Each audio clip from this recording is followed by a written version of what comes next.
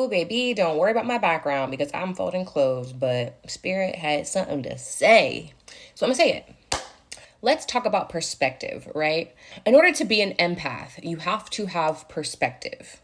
I don't mean just having lame as terms perspective, like I see myself and I see you. No, I'm talking about almost like an omnipresent perspective. You need to be able to see all sides of the fucking coin, sphere, whatever the fuck you looking at, okay? Being that we are light beings in physical forms from our Father God, we have the ability to have an omnipresent perspective. Now, I can't be omnipresent. I can't be everywhere at one time. But what I can do is I can look at a situation from all angles because I'm an empath, right? So I'm able to see why the hurt person hurt somebody else. I'm able to see why the sad person is so depressed, but puts on a mask in front of everybody else and doesn't ask for help. Okay? I can see why the neglected child is somehow doing so well in school and so intelligent because they're distracting themselves from the trauma that they're enduring at home or wherever.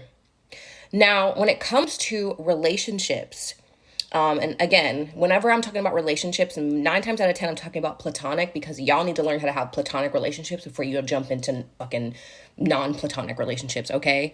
But when we form a relationship, I don't see you as a separate being. I see you as myself. Every relationship I form, I see myself in that person, whether it be a certain personality trait of theirs reminds me of myself, a certain way that they speak reminds me of how I used to be, a certain way that they look reminds me of how I used to dress or how I currently dress or how I want to dress. I see fractals of myself in every person I encounter. I could be homeless on the street if I don't do life right. Right? I could be rich flying in a jet if I do life right. Or I could be non-material and just out here pushing out videos to help people like I do because I don't really care about material possessions unless it's going to help this motherfucking topical steroid withdrawal, okay?